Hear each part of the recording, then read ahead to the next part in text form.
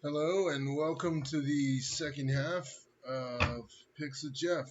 It's still week 13, and obviously it's like quarter to one as I'm recording this.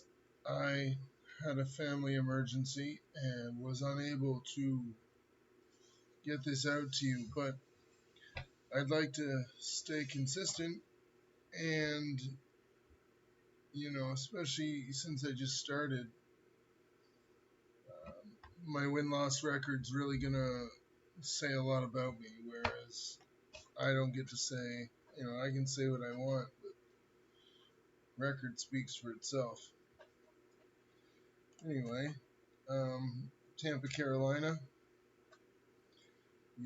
simple couple receptions play, and I think Baker's going to have himself a day. I just got a feeling this is a rivalry, and I got Mayfield for a few other bets on my card, but I can't wait for this game. And both sides are healthy. There's no like injuries this way or that.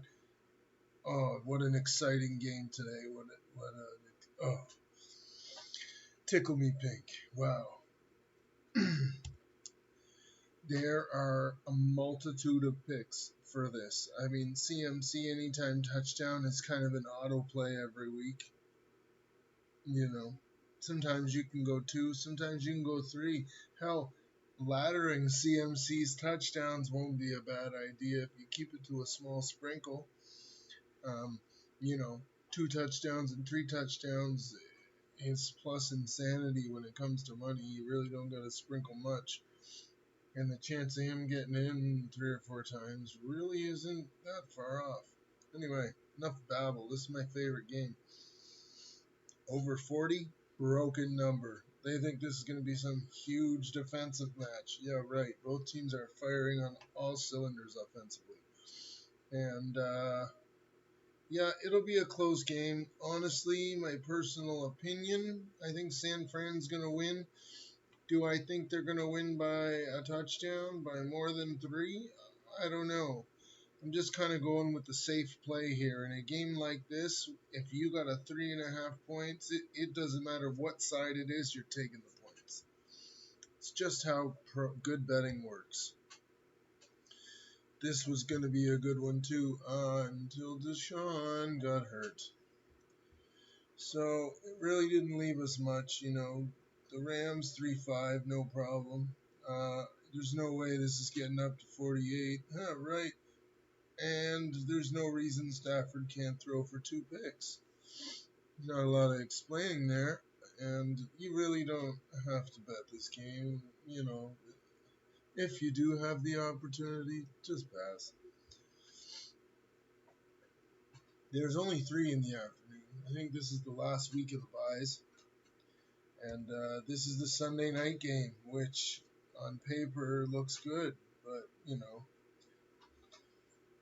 Aaron Rodgers ain't there no more. If you had Aaron Rodgers and Devontae Adams still there, like it was, Anyway, Jordan Love. And I only took that bet because it's plus money. It's like plus 130 at Bet365. And for him to throw a couple touchdowns in a game that he should be throwing a lot, he's going to be playing from behind. 2 touchdowns doesn't seem that far off. I got my weekly Kelsey over on his yards, combined with the KC moneyline pick as a same game parlay. It's the only way you'll ever get KC moneyline or Travis Kelsey anything into plus money to put them together. And 7 catches, he didn't hit that mark last game, but he was pressed pretty hard last game. This game, he'll be a little more free to run. He'll grab at least 7 balls. You could probably ladder that up to 10. I love these ladders. And then we got the Monday night game, which, this is going to be a good one. A really good one.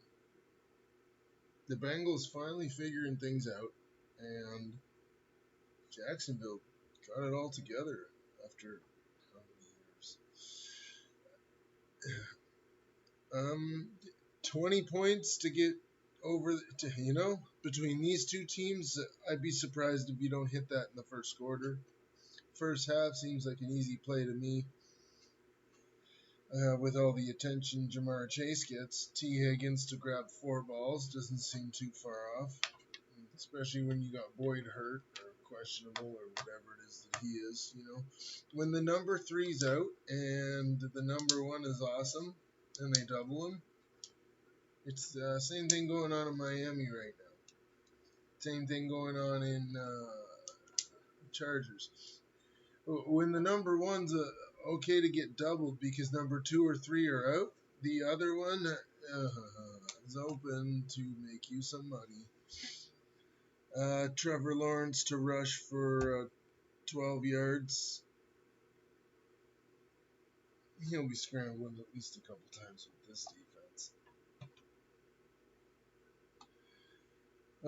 Nothing but jokes. Anyway, I wish I could actually break down the games and you guys could actually get to it, but it's almost 1 now and I gotta publish this just so it'll count. And I'm gonna immediately get on to next week's games because one of my friends just told me that it's okay to drop the NBA games and the NHL games and the baseball games on the day of or on the night before.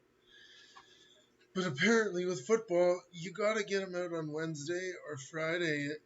Even Friday is late because people are lining up their picks for Thursday night. Thursday night is the beginning of all the parlays.